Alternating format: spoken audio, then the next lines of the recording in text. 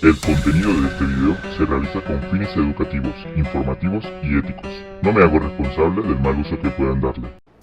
Hello hackers y futuros hackers. En el presente video estaremos aprendiendo a cómo comprometer una infraestructura completa implementada en AWS por medio de la explotación de la vulnerabilidad llamada Log4Shell. Cabe resaltar que si estás interesado en aprender seguridad informática y hacking orientado a la nube, te recomiendo visitar el contenido de mi canal. Antes de iniciar con la demostración, considero que es importante hablar acerca de esta gravísima vulnerabilidad llamada Log4Shell, la cual está generando problemas en todo internet, pues pone en riesgo la seguridad de millones de usuarios y de algunas de las empresas más importantes del mundo. La vulnerabilidad Log4Shell, con código CV 2021-44228, se encuentra en una herramienta denominada Log4j, que sirve para que los desarrolladores guarden un registro de todas las acciones dentro de sus aplicaciones.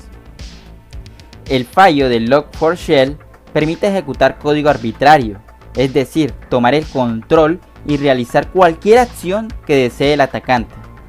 Log4j es utilizada por muchísimos proyectos importantes, pues se basa en el popular lenguaje Java y es ofrecido sin costo por Apache Software Foundation.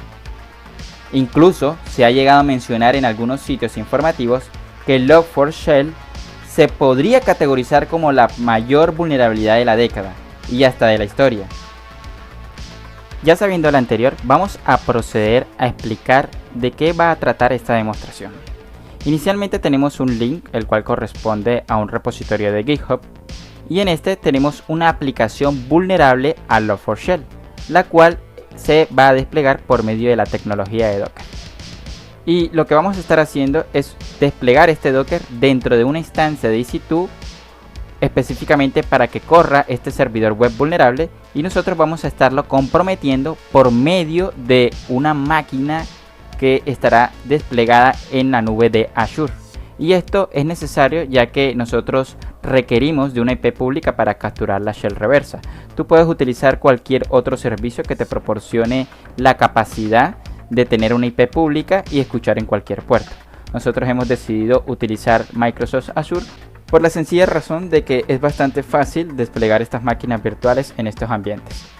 Ya sabiendo esto, lo único que tenemos que hacer es comenzar con nuestra auditoría de seguridad como cualquier otro pentesting, y para ello vamos a comenzar realizando un escaneo de Nmap con los siguientes parámetros: "-sb" para detectar las versiones de los servicios, "-sc" para que ejecute una serie de scripts comunes dependiendo de los servicios que encuentre, "-minrate" para que el escaneo sea bastante ágil, "-pn" para que no se realice una validación por medio de trazas de ISMP. Luego del escaneo, cabe resaltar que esta IP pública corresponde a la instancia EC2 que se encuentra en AWS. Podemos apreciar que Nmap ha logrado detectar dos servicios: el servicio que se encuentra en el puerto 22 llamado SSH y el servicio HTTP probablemente en el puerto 8080. Digo probablemente porque aquí como nombre de servicio nos indica que es un Nagios NSCA, pero en los scripts ejecutados se puede apreciar que hay un título de HTTP. Simplemente para validar esto podemos tomar la IP de la instancia, dirigirnos rápidamente aquí en el navegador, concatenarle el puerto 8080, que fue el detectado por Nmap, y podemos apreciar que efectivamente nos ha retornado una información. Por motivos de agilizar lo más posible este tutorial, teniendo en cuenta que está enfocado a cloud, no vamos a estar abarcando la temática necesaria para saber identificar esta vulnerabilidad. Es decir, nosotros ya sabemos que este aplicativo web es vulnerable, y esto lo sabemos porque obviamente hemos desplegado este laboratorio. Entonces, partiendo de esta premisa, vamos a proceder con la fase de explotación directamente, ya sabiendo que tenemos el puerto 8080 que está sirviendo un HTTP, un web server. Entonces, si nos dirigimos al repositorio, podemos ver los exploitation steps que corresponden a los pasos necesarios para la explotación, en donde nos indican inicialmente que tenemos que desplegar algo llamado JNDI exploit, el cual se encargará de desplegar un servidor de LDAP malicioso y este será fundamental para el proceso de explotación. Y en este punto me gustaría recordarte qué es LDAP. El protocolo LDAP es muy utilizado actualmente por empresas que apuestan por el software libre al utilizar distribuciones de Linux para ejercer las funciones propias de un directorio activo en el que se gestionarán las credenciales y permisos de los trabajadores y estaciones de trabajos en redes LAN corporativas en conexiones cliente-servidor. Entonces, ya sabiendo esto, lo único que tenemos que hacer es seguir paso a paso esta ejecución de comandos. El primer comando será para descargar el JNDI exploit. El segundo comando será para descomprimirlo y posteriormente se ejecuta el .jar indicándole el puerto que queramos. Entonces nosotros ya hemos realizado estos dos pasos, así que simplemente vamos a enfocarnos en la parte de la explotación para agilizar bastante el video, como mencioné previamente. El comando quedaría de la siguiente manera: java-jar, el nombre del .jar que vendría siendo JNDI exploit.jar, el parámetro "-i" para especificarle la IP pública de nuestra máquina que se encuentra en Azure, y posteriormente el "-p" para indicarle el puerto. En este caso vamos a especificarle el 8080 y presionamos enter en este caso. Luego de esto podemos apreciar que efectivamente aquí nos está indicando esta salida que se ha desplegado el servicio de LDAP en el puerto 1389 y el servicio de HTTP en el puerto 8080. También me gustaría recordarles que JNDI es una API de Java que permite a los clientes descubrir y buscar datos y objetos a través de un nombre. Estos objetos se pueden almacenar en diferentes servicios de directorio o nombres como RMI, Corba, LDAP y DNS. Para este caso en concreto estaremos utilizando LDAP. Luego de ejecutar este comando para desplegar estos servicios, vamos a proceder a realizar una petición GET malintencionada a el aplicativo web vulnerable con curl. Entonces podemos apreciar que el comando pues obviamente comienza con el binario curl seguido de la IP que corresponde a la instancia de EC2. Obviamente esto está corriendo en el 8080 como identificamos con el nmap, pero esta petición pues como dije previamente tiene datos malintencionados que van a ser enviados por medio de un header llamado XAPA version. Aquí se le va a concatenar la siguiente cadena: JNDI, LDAP, // muy importante esta parte. Aquí debemos indicarle la IP pública de nuestra máquina Azure, que es la atacante, la que tiene el puerto 1389, y en este punto también para poder realizar el RCE será necesario enviar los comandos en base 64, lo cual es muy sencillo de codificar o decodificar.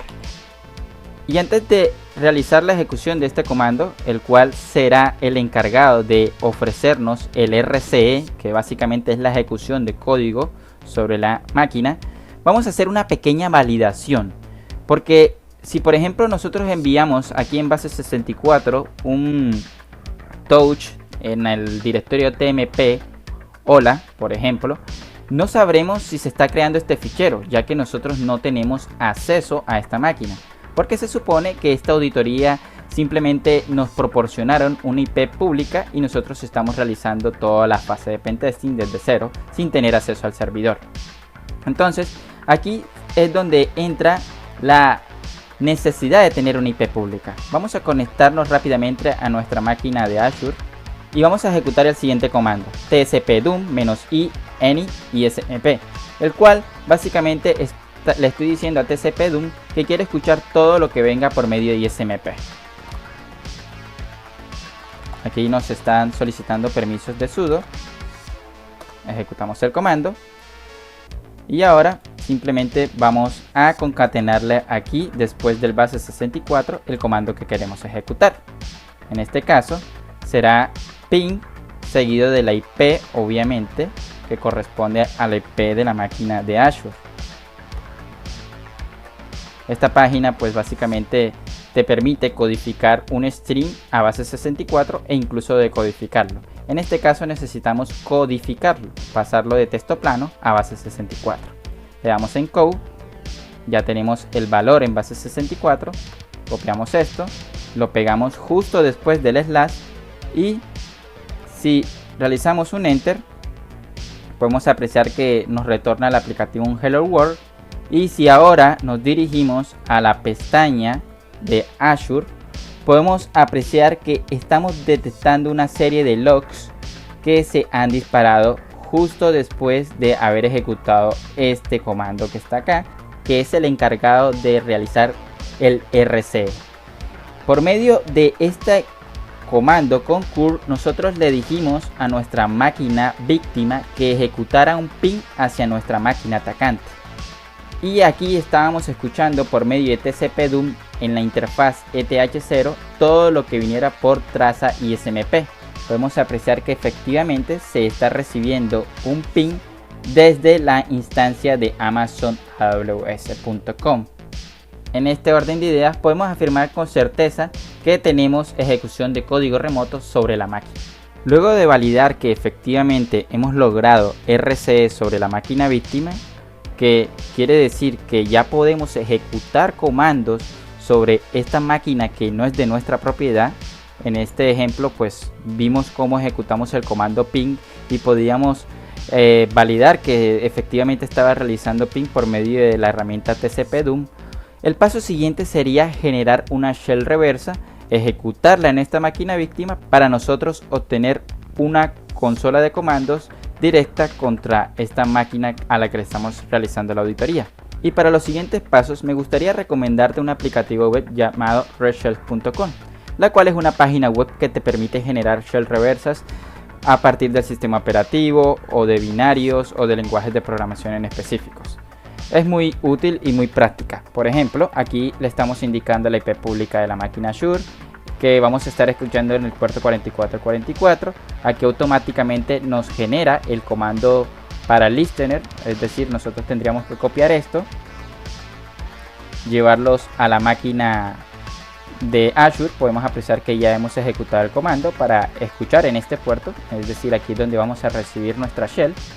Y por otro lado, aquí tendríamos que escoger con qué binario vamos a trabajar o si vamos a trabajar con algún lenguaje de programación, etcétera. Por ejemplo, si esta máquina si esta máquina tiene NC, el comando que tendríamos que ejecutar sería este. En ese orden de ideas tendríamos que copiar esto, pasarlo a base 64, utilizar nuestro exploit que está relacionado con curl y luego de la ejecución obtendríamos una shell reversa aquí en este lado de la máquina de Azure. Ya sabiendo esto, me gustaría resaltar nuevamente que el objetivo de este tutorial es darle un enfoque al Log4Shell desde el punto de vista de la nube. Por lo anterior no me voy a enfocar en esta temática, simplemente voy a mostrarle la shell reversa y la voy a ejecutar. Si te gustaría aprender más acerca de este tema, déjamelo saber en los comentarios.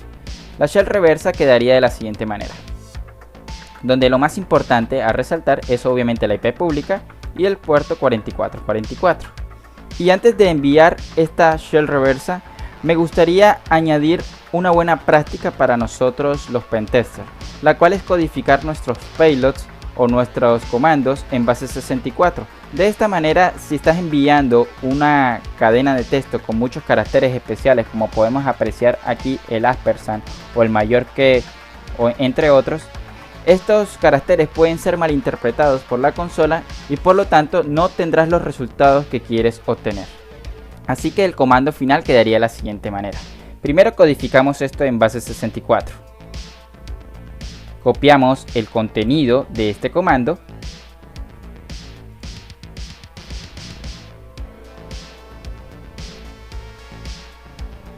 Y luego simplemente lo concatenamos a lo siguiente. Hecho, dos puntos, pegamos el base 64 previo, cerramos comillas, espacio, pipe, espacio, base 64, menos d, espacio, pipe, sh. Si te estás preguntando qué está sucediendo aquí, voy a hacer una pequeña prueba. Si nosotros tenemos el comando whomi, que todos lo conocemos, vamos a codificar este texto. Esto vendría siendo el resultado. Si yo quisiera decodificarlo, simplemente tengo que pasarlo a hecho. Hecho, pues como sabrás, imprime un mensaje que tú lo coloques dentro de las comillas. Entonces en ese orden de ideas, si pegamos este WOMI que está en base 64, utilizamos pipe para que esta información se la envíe a un segundo comando, que en este caso será el base 64, con el parámetro "-d", para que lo decodifique, y luego de darle enter vamos a apreciar que básicamente estamos decodificando el base 64 que se aprecia aquí por medio de la salida de hecho que se la envía al binario de base 64. Ahora, si nosotros queremos ejecutar esta cadena desde base 64, solamente lo tendríamos que concatenar por medio de pipe y escribir por la shell que queremos que utilice para que ejecute este comando que vendría siendo WAMI. Y posteriormente podemos apreciar que efectivamente el comando se ejecuta, y esto es debido a que luego de que se le envía este string al binario de base 64 se decodifica y posteriormente esto se le envía a la shell de bash para que se ejecute. Entonces, si relacionamos esto que acabamos de explicar con el comando completo, podemos apreciar que este base 64 es la shell reversa y será imprimida por medio de hecho. Esto se va a enviar al binario de base 64 para que se decodifique y posteriormente será ejecutado en la shell de SH. Así que tenemos que codificar todo esto porque es necesario para utilizarlo por medio de curl. Ahora simplemente tendríamos que hacer uso de nuestro exploit, que lo estamos haciendo por medio de curl. Le pegamos la cadena que acabamos de generar. Es importante mencionar que aquí estamos escuchando en el puerto 4444. Le damos enter. Vemos que efectivamente hemos logrado obtener una shell reversa. Incluso si escribo el comando WAMI, pues me retorna que soy root. Si escribo el comando hostname, podemos apreciar el nombre del equipo. Y en este punto podríamos afirmar con seguridad y certeza que hemos comprometido la máquina por medio de la vulnerabilidad Log4Shell. Pero si recordamos, este escenario está montado en la nube de AWS. Así que los pasos posteriores sería enumerar esta instancia por medio del servicio de metadatos. Así que primero vamos a validar si tenemos curl. Podemos apreciar que no tenemos el comando curl. Ahora vamos a proceder a utilizar entonces wget, que también es útil para realizar peticiones get hacia el servicio de metadatos que está expuesto en un servidor HTTP. Vemos que efectivamente wget funciona, así que podríamos utilizar wget para realizar la enumeración que vamos a estar realizando. El comando final para realizar una consulta hacia el servicio de metadatos por medio de la máquina que acabamos de comprometer sería wget seguido de la 169.254.169.254, que es la IP que normalmente utiliza AWS para el servicio de metadatos, seguido de la palabra latest metadata IAM security credentials.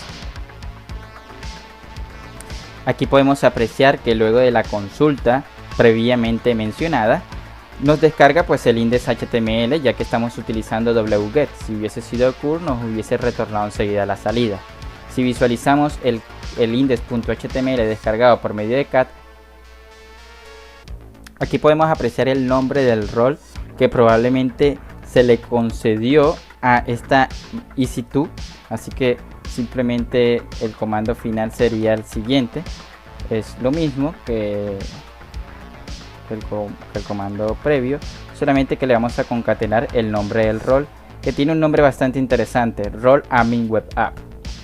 Bueno, aquí hemos obtenido un error de que index.html ya existe, así que simplemente vamos a eliminarlo.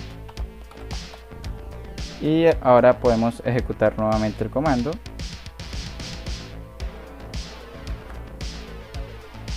Nuevamente lo visualizamos.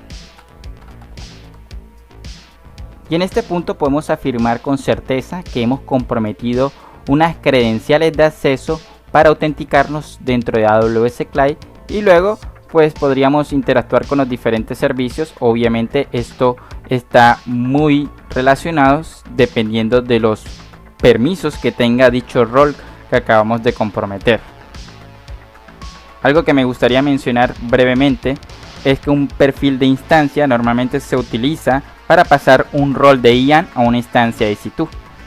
Ya sabiendo esto, lo único que tendremos que hacer es autenticarnos por medio de AWS Cloud. Así que vamos a ejecutar AWS configure. Aquí vamos a tomar primero el Access Key ID. Vamos a tomar el Secret Access Key. Aquí podemos dejar estos valores por defecto. Ahora vamos a editar el archivo de credentials que normalmente se encuentra en esta ruta, dependiendo del usuario con el que te estés autenticando. Aquí tendríamos que simplemente añadir el AWS Session Token, obviamente con su valor correspondiente.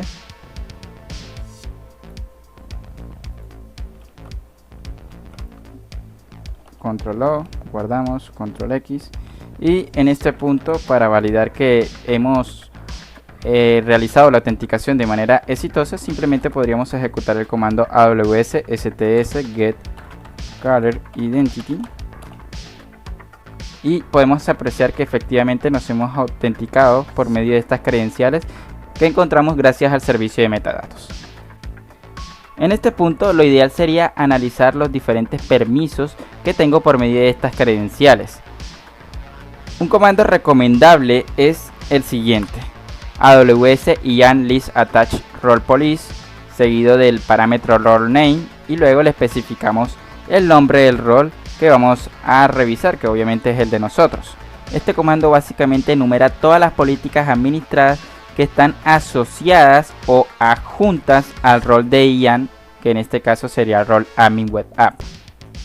Y en este punto podemos apreciar que hemos comprometido nada más que unas credenciales de administrador, lo que quiere decir que podríamos crear buckets, eliminar buckets y levantar instancias o utilizar cualquier servicio dentro de AWS, ya que tenemos el privilegio más alto dentro de una cuenta de AWS, el cual tiene como nombre esta política Administrator Access. Este vendría siendo el ARN de esta política.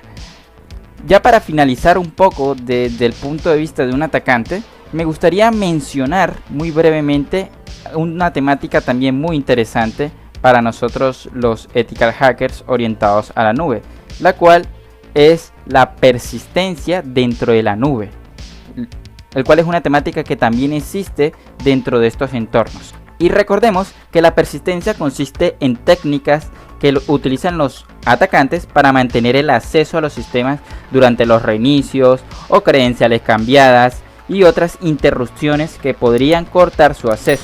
Las técnicas utilizadas para la persistencia incluyen cualquier cambio de acceso, acción o configuración que les permita mantener su posición en los sistemas, como reemplazar o secuestrar código legítimo o agregar código de inicio. Ya sabiendo el concepto de persistencia, me gustaría explicar brevemente una de las técnicas utilizadas para realizar persistencia luego de comprometer unas credenciales con tantos privilegios, la cual es por medio de la creación de un usuario.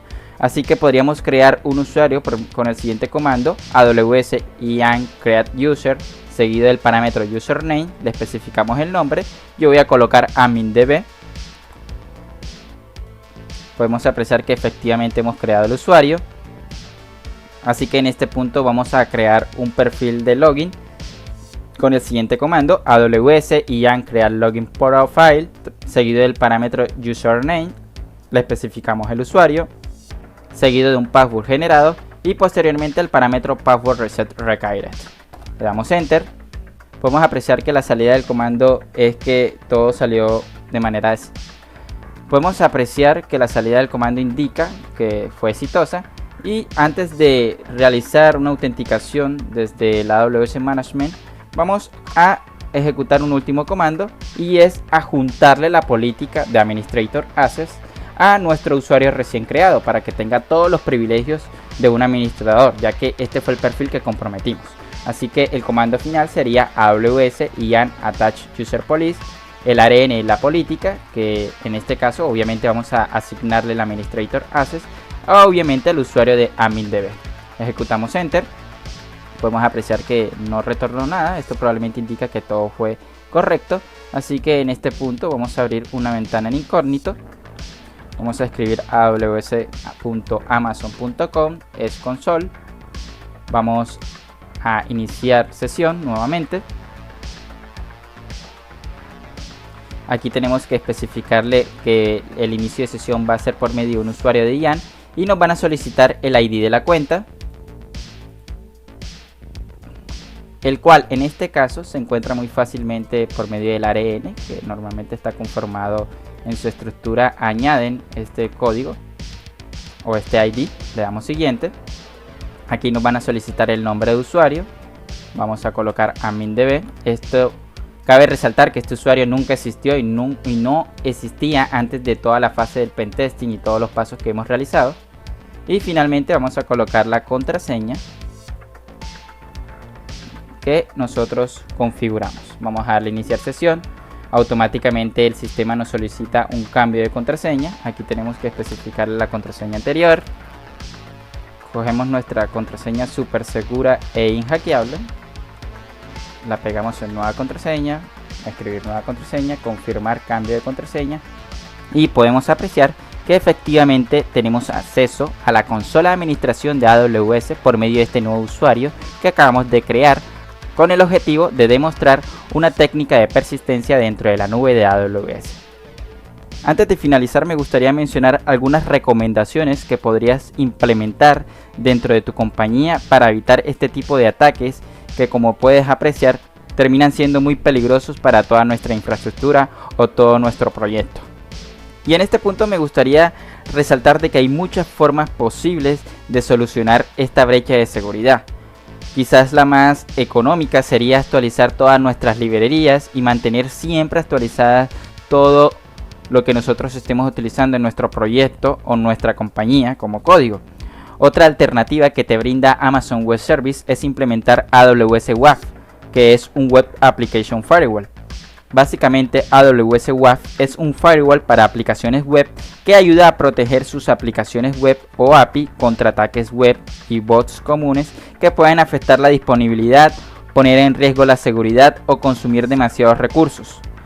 AWS WAF brinda control sobre cómo el tráfico llega a sus aplicaciones, lo que le permite crear reglas de seguridad que controlan el tráfico de bots, bloquean los patrones de ataques comunes como las inyecciones de SQL o scripting entre sitios.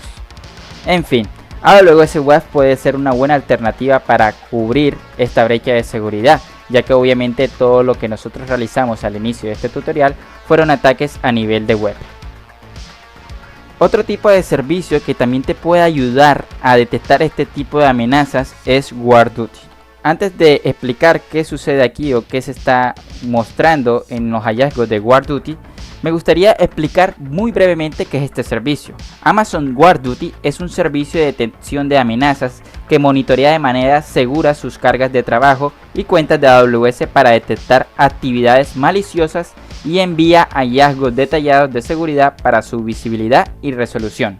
Podemos apreciar que en el transcurso de nuestra auditoría de seguridad se logró detectar 3 posibles hallazgos, en donde hay uno crítico. Vamos a enfocarnos únicamente en este hallazgo categorizado como alto.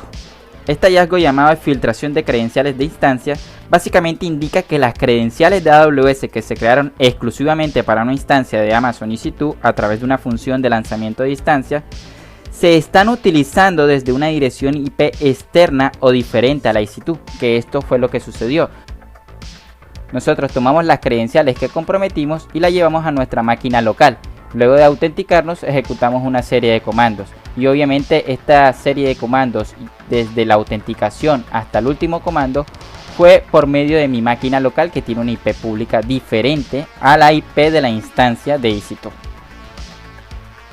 Como dato adicional, podemos revisar la información general, el recurso afectado, entre otros datos que podrían ser bastante útiles para una auditoría o para la identificación de cómo sucedió este ataque. Y con esto hemos llegado al final de este tutorial. Es importante mencionar que si deseas aprender hacking y seguridad informática, continúes esta serie de videos educativos. Espero que hayas logrado aprender las diferentes temáticas tratadas durante este video.